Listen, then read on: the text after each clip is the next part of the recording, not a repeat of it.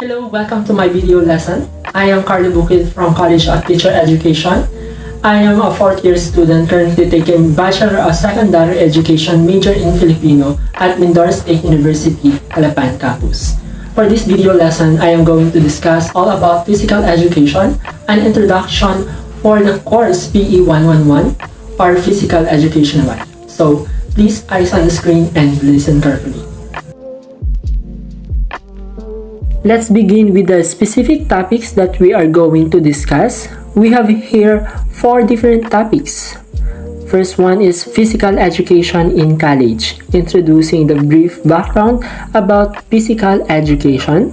Second is what is physical education? We are going to identify the true meaning of physical education. And then the objectives and development of physical education. We are going to identify the main goal of physical education. And lastly, what is physical educated person? The different qualities of physical educated person. Okay, let's start with history of physical education. In 1820, physical education started when a school focused on gymnastic, hygiene training and care, and development of human body. In 1950, over 400 institutes had introduced major in physical education. Then, in 1951, the Young Men's Christian Association launched its very first chapter and focused on physical activities. Colleges were encouraged to focus on intramural sports, particularly track and field and football. And later on, physical education became a formal requirement following the Civil War when many states opted to pass laws that required schools to incorporate a substantial physical education component in their curriculums. Till 1970, an amendment was made to Federal Education Act that allowed women from high school and college to compete in athletic competitions. State-based discrimination was completely outlawed from government-funded programs at this point in it.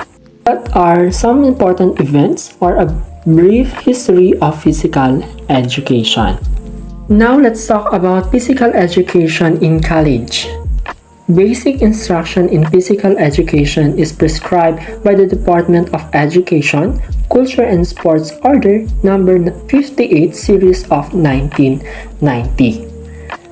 It just mean that college or school should have basic instruction in physical education as prescribed by the Department of Education under the Order number 58 series of 1990.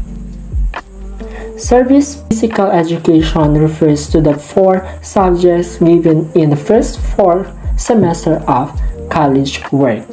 We have 4 phases.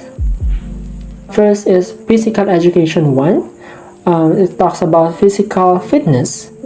Physical education 2, rhythmic activities, which more on dances. Physical education 3, individual and dual sports. And physical education 4, the team sports. It also talks about basic skills about the sports or a particular sports.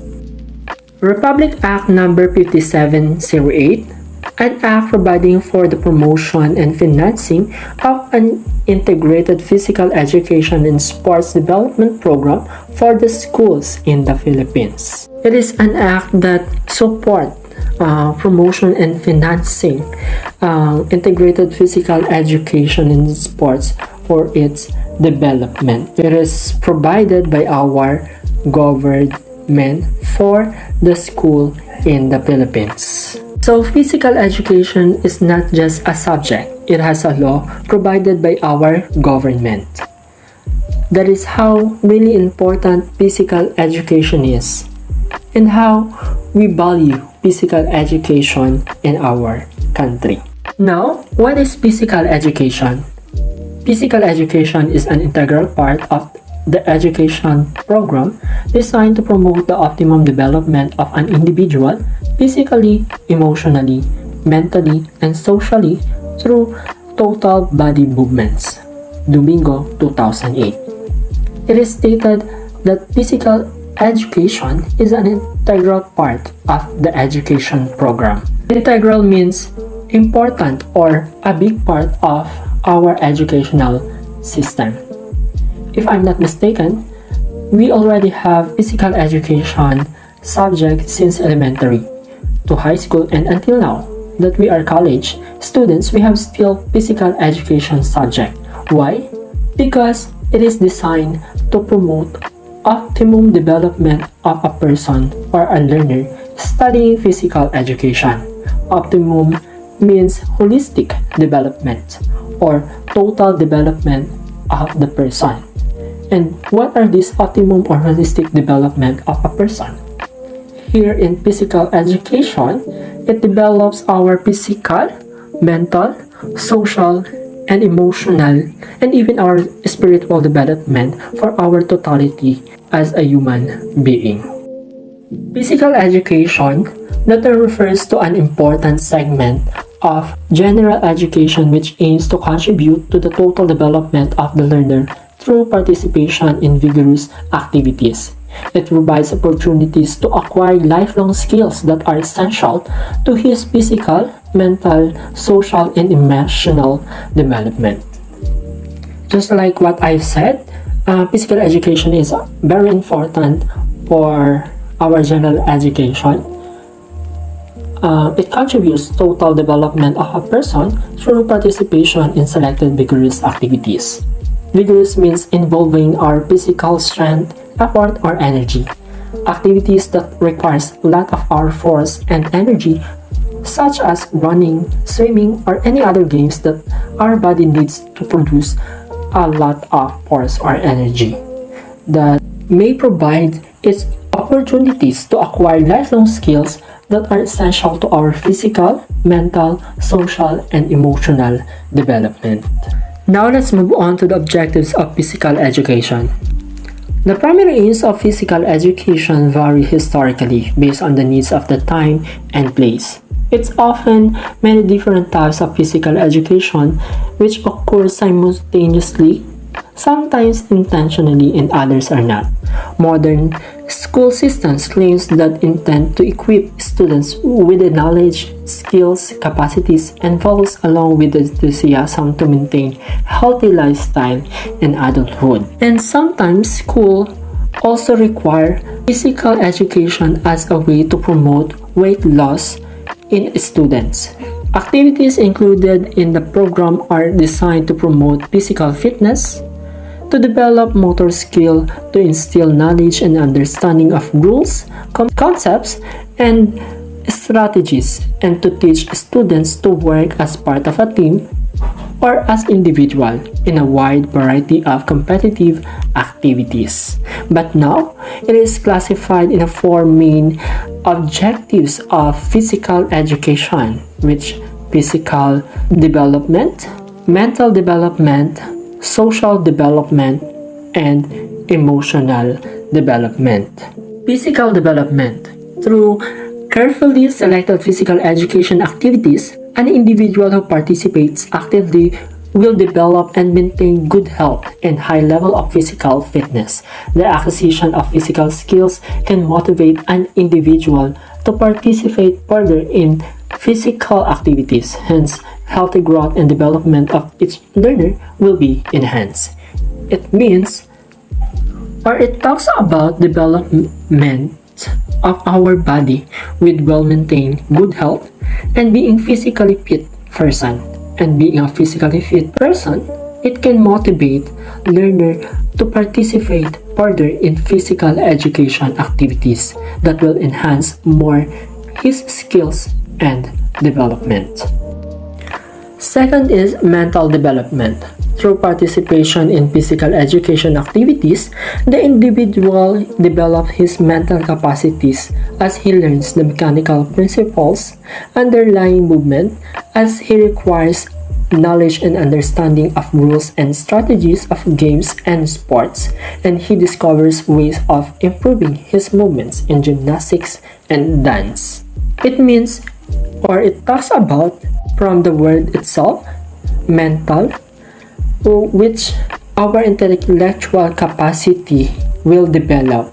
Our intellectual capacities to learn and understand the rules and concepts of games or sports. We use our intellectual capacities to focus and think strategies to win the game or sports. Also, how we improve our skills or movements in a particular activity like in gymnastics and dance that requires mental capacities to master movements or steps. Social development, participation in physical education activities provide opportunities for the development of desirable social traits needed for the adjustments to the social life in general. Some worthwhile traits are friendliness, cooperation, respect for the right of the others, good sportsmanship, good leadership and fellowships, and honesty in group competition. Through participation in physical education, participating develops our social skills through cooperating and communicating to other people, which provide opportunities for the development of desirable social traits. First is friendliness, which talks about how you approach others to make friends or social relationship with others. Cooperation, it talks about how you cooperate or take your responsibility on a team. Respect for the right of others. It is very important that we should always learn to respect others every time. Good sportsmanship, it talks about your behaviors inside the court or even outside the game. Good leadership and fellowship. It is how you suggest and make decisions for the sake of your team. Honesty in group competition, it is very important because it talks about being fair. You should be honest all the time. And last, emotional development. The informal nature of physical education activities offers opportunities for self-expression and emotional mastery. Some worthwhile traits are self-confidence, self-control, self-reliance, courage, and determination. Emotional development means developing our values. It is talks about how we express ourselves and how we handle our emotion for a certain situation. Some worthwhile traits are the self-confidence, which, yes, through participation in physical education activities, we can boost our confidence. Also, our self-control. It talks about how you control your emotion and behavior or attitudes specifically in a crucial situation. And self-reliance, it talks about how you take responsibility and make decisions on your own. And the courage and determination, which it is talks about doing and or how you pursue the game with all your efforts. Types of development of physical education. Here we have also 4 types of development. First is the organic, second neuromuscular, and the third interpretive, and last is the emotional development. In organic, this is the development of power and endurance of the heart, lungs, heat regulating mechanism, and digestive and eliminating organs. These various organs gain power and stamina from use. In neuromuscular, the development of skills and coordination required in the mastery of life's varied activities can be directly attributed to physical education. Also, the development of strength and skeletal muscles used in such coordination. In interpretive, this type of development strengthens thinking interpreting and problem-solving processes of the individual. It starts with the exploratory play of the infancy and childhood, and it continues through all physical education activities. Lastly, the emotional development. This development and maturing of impulses and emotions through activities which give them expression under natural controls such as officials, rules, traditions, and the person's desires to stay in the game and play are inherent in a team sports where fear, anger, joy, and other powerful emotions are experienced. Now let us proceed to our last topic, the physical educated person. Let's talk about qualities or characteristics of physical educated person. First, understand the potential of physical education activities in the attainment of the healthy lifestyles and strive to achieve this goal. It thus talks about importance of physical education, which through physical activities helps physical educated person to have a healthy lifestyle and strive more to achieve this goal. As a physical educated person, you value physical education as way of a healthy lifestyle. Second is exercises regularly to develop and maintain his weight and physical fitness. There's a lot of benefits of exercise. And first of this is to develop and maintain our weight and physical fitness. And physical educated person exercise regularly, meaning you do exercise as daily routine, not by your mood. Next, acquire sufficient skills to enable him to participate actively in some form of recreational games. It is important as a physical educated person to have sufficient skill to actively participate in some recreational activities.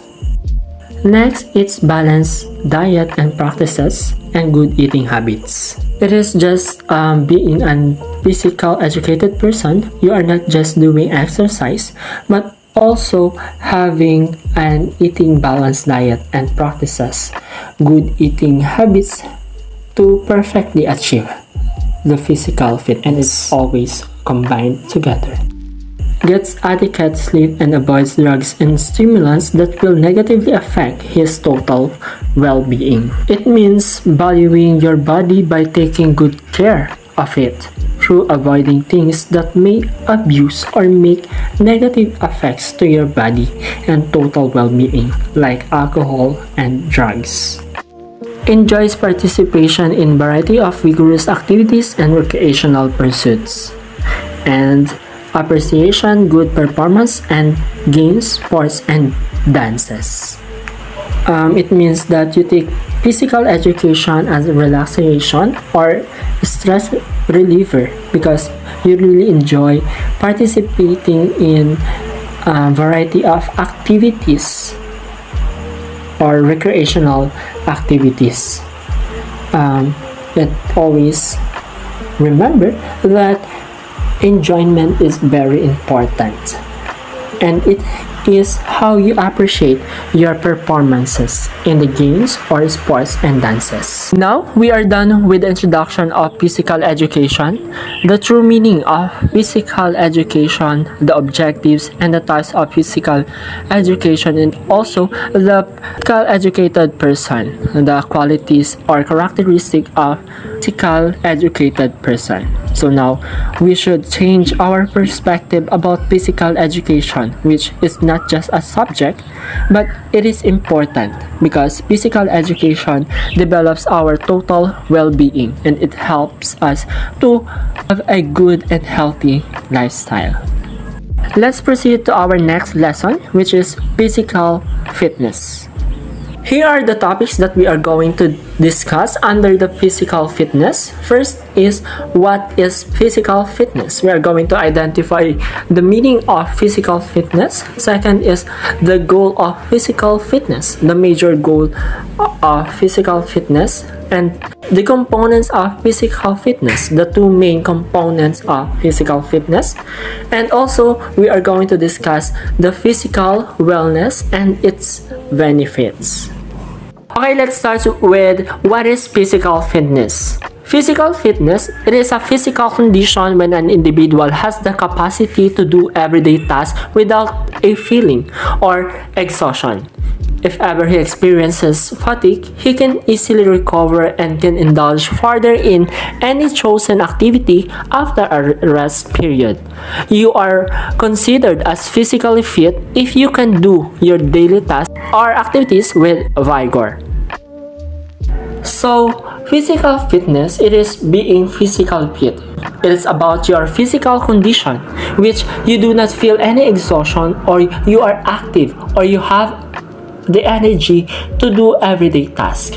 Sometimes we still feel fatigue, but good thing for a physically fit person, he can easily recover after a few minutes rest. And we can consider ourselves as physically fit if we can do our daily activities with vigor.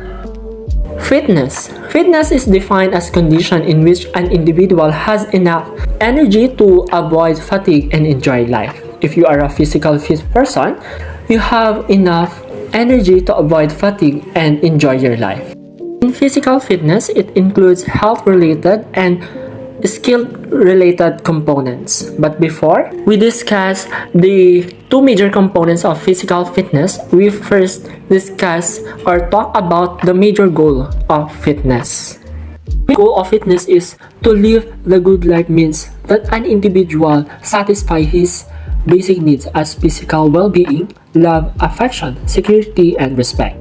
He lives happily with other people because he likes them, interested in them. He is interested and desires to serve humanity with people, believes in, exemplifies his high ethical standards because of his close relationship with people and future events. He lives an interesting and exciting life. So the major goal of physical fitness is to live good life and have a happy living. Being physically fit satisfies all your basic needs, which physical well-being, love, affection, security, and self-respect, which are very important to have happy lives. Also, you can live with other people, with humanity, and with this you can have interesting and exciting life because you can participate with any activities in the future. So now let's discuss the two components of physical fitness: the health-related components and the skill-related components. Health-related components relate to the health and well-being of the athlete or a person. It includes the cardiorespiratory endurance, muscular strength, flexibility, and body composition. While the skill-related components relate to the ability of the body to effectively participate in activities or sports. It includes agility, balance, coordination, power, speed, and reaction time. Now let's have the cardiorespiratory endurance under the health-related components. It is the ability of the respiratory system to transport oxygen to the working muscle. It means the ability of the heart and lungs to function efficiently and effectively over a prolonged period of time to supply oxygen to our working muscle. A person that has high level of cardiorespiratory endurance can able to sustain high intensity exercise without any feeling of fatigue. Sports that require endurance are marathon and cycling. Next, the muscular endurance, the ability of the muscles to repetitively track against resistance over a period of time.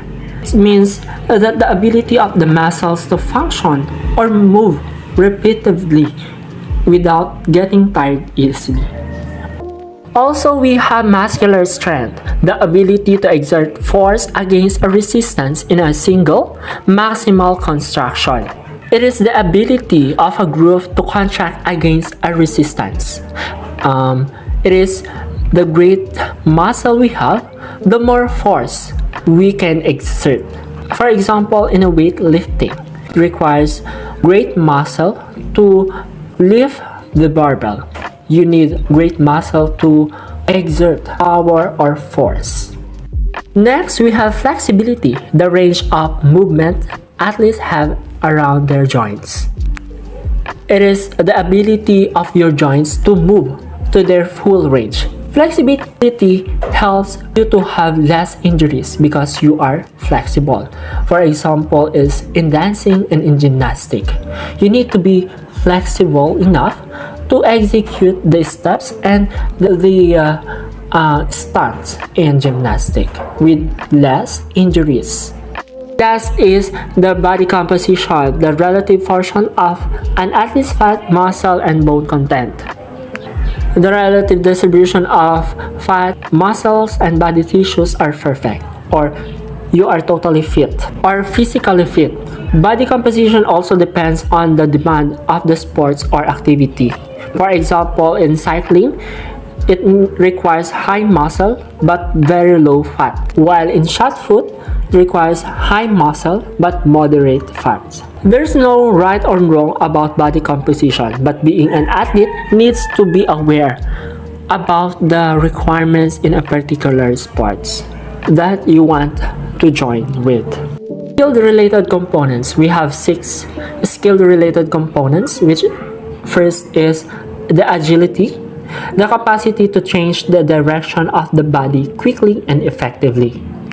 It is the capacity of your body to move to other direction quickly and effectively. Next is the balance, the ability to maintain your body in one position. It means you have the balance which you are not easily fall, or you are just steady in one position. Next, we have coordination, the ability to do multiple things at once. It is when your 2 or more body parts are working together. For example, in basketball, you are dribbling the ball and at the same time, you are running. Next, we have the power, the ability to provide an explosive movement. It is the ability to use maximum strength in a short period of time. For example, in throwing. Next, we have speed, the ability to move one's body to one point to another in the shortest possible of time. One of the best examples to understand the speed is running, which you need to reach the finish line in a short period of time. Next is reaction time, the time required to respond or initiate a movement as a result of a given stimulus. It talks about your immediate reaction for a certain situation. There is also specific components of physical fitness, but we are not going to explain it further because most of the components are also tackled in health-related and skill-related components. So now let's move on to physical wellness. What is physical wellness? It is the positive state of well-being and capacity of an individual to design personal fitness programs for improving and maintain optimum levels of health. Physical wellness, it means having a healthy lifestyle to improve and maintain our optimum levels of health and to be physically fit person. Now let's have benefits of health and wellness. We have 4 benefits of health and wellness. First is looking good. Regular physical activity is healthy lifestyle. Healthy lifestyle such as proper nutrition, good posture, and good body mechanics can help you look your best. It's just having a healthy lifestyle reflects on your physical appearance. Next is feeling good. People who engage in regular physical activity feel better. You can resist fatigue, are less likely to be injured, and are capable of working more efficiently. Next, enjoying life.